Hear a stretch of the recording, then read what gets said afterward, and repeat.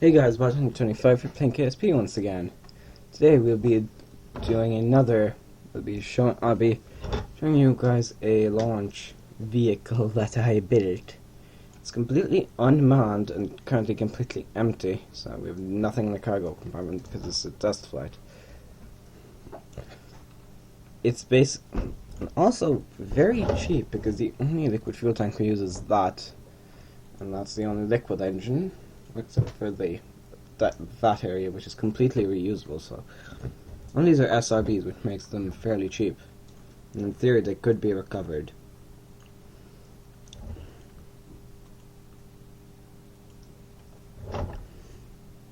Because this is just an unmanned orbital space plane.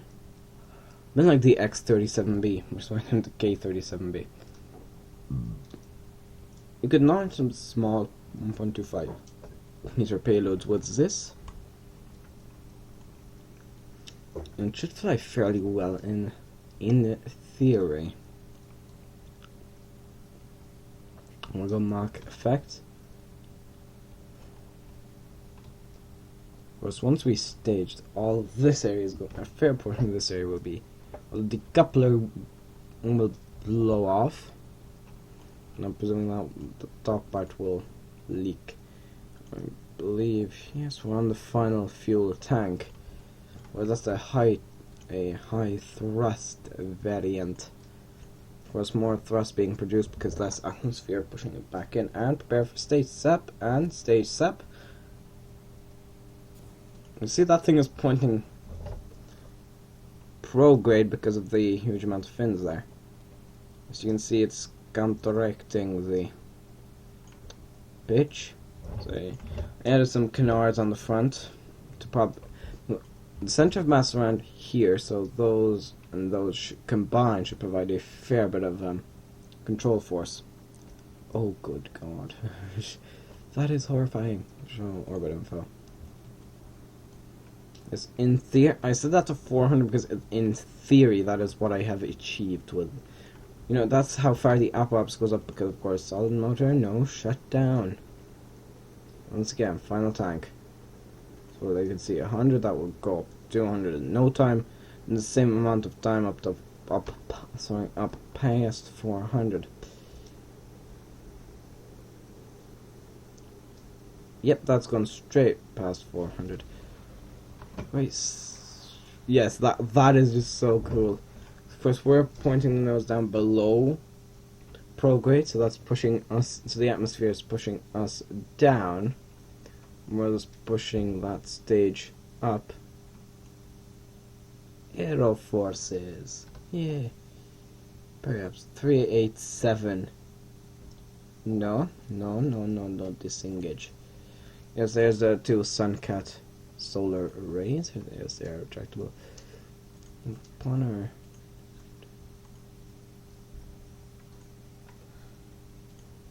So that's our service module, so to speak.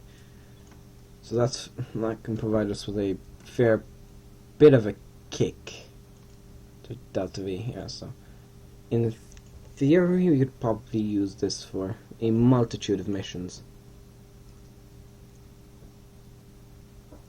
Actually, no. Just perhaps two. I create and execute. Oh my God. Yes, we're going to test out the controls. So apparently that's over there. The scanning satellites will be coming down over the desert area. Now then, circularize at the next periapsis. No, actually, not execution. Circularize at a altitude of 120. Create and execute. What that means is we won't actually circularize. Wait, what's a periaps? What? No. Not execution.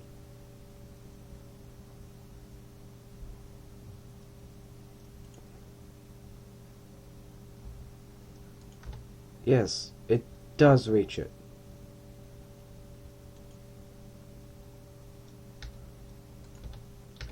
There we go.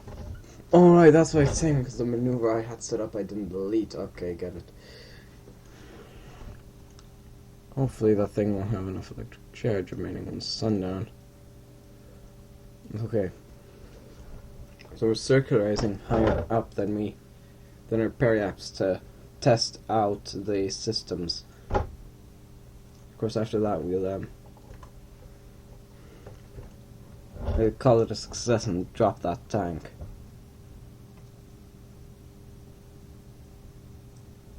Of course, it's pointing like that because we need to decrease our vertical velocity, going minus like, so we need to increase it to not go straight down, as well as we need. Oh, that's beautiful. As well as slow down to give our lateral velocity. So ditch that tank. Activates its engine. That's just that small engine.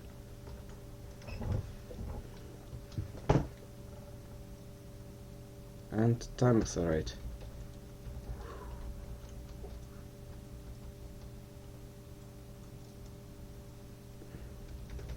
Alright, let's set up the return burn. Landing guidance show landing predictions. And of course we'll do the standard procedure of deorbit. Just deorbit there. And still edit everything. Alright.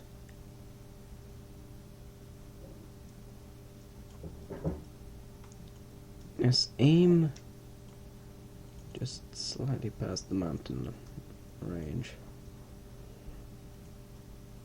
No. No. Maneuver planner.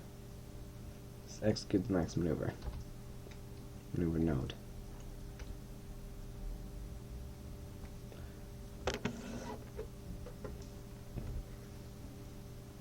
So how much delta V does this stitch? Oh. Oh.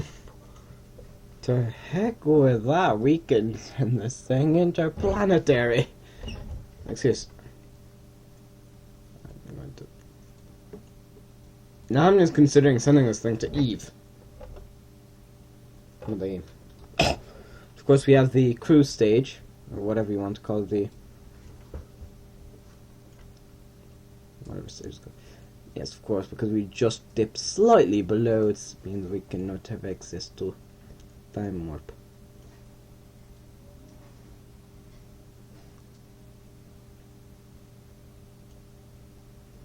And up again.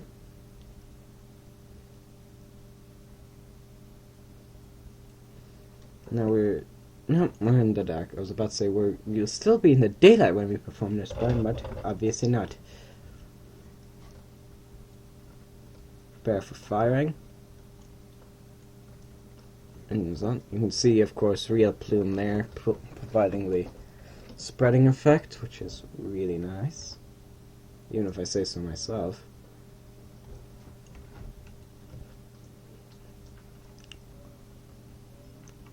Like, you usually would not get that view of just like that slight sparkling almost. Burn almost complete, at which point I'll get Smart ASS to get us oriented.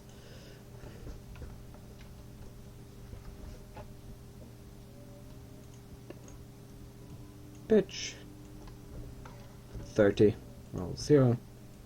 Excuse me. Time accelerate.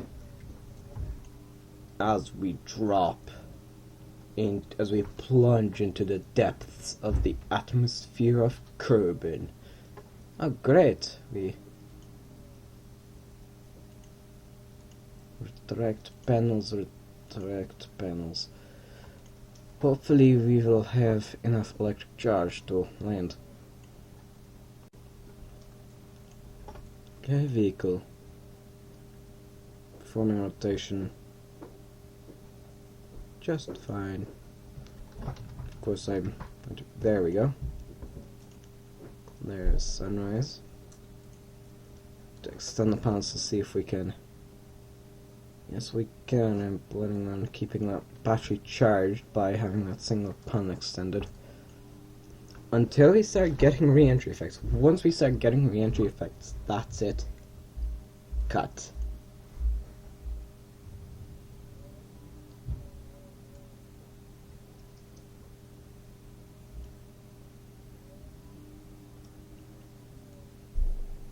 Okay, that nose kind of starting to. Oh, good God! Retract. The whole purpose of this vehicle is to be reusable. It's not too reusable if it burns up every time it re-enters. As you can see, that's exactly why I put those on there, actually, to keep the nose up. Right, we should be landing shortly. After all, we just have to cross this. Oh, good grief! Hopefully, it should glide far enough to keep us protected, and also to ensure that we land. I guess it's spreading that, so.